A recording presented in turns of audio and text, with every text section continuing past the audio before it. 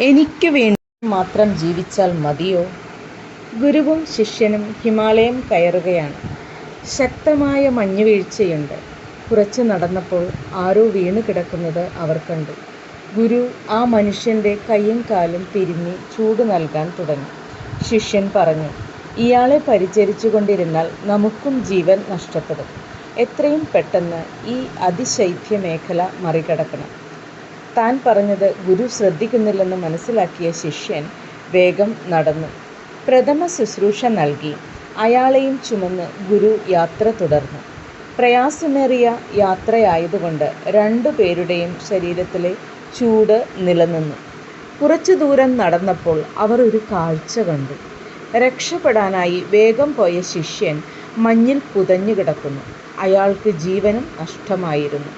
തനിച്ചു ശ്രമിച്ചാൽ എല്ലാം തൻ്റേതു മാത്രമാക്കാമെന്നതാണ് ഏറ്റവും അപക്വവും അപകടകരവുമായ ചിന്ത. തനിക്ക് വേണ്ടി മാത്രം ജീവിക്കുന്ന വികല മനസ്സിൻ്റെ ഉടമകൾ എല്ലാ രംഗത്തുമുണ്ട്.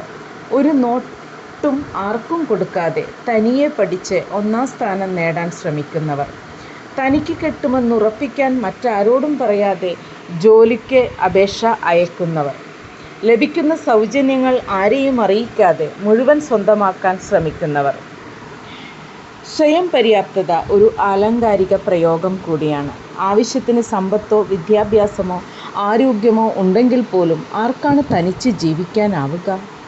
പരസഹായമില്ലാതെ ഒരു ദിവസമെങ്കിലും മുന്നോട്ട് നീങ്ങാൻ ആർക്കെങ്കിലും കഴിയുമോ?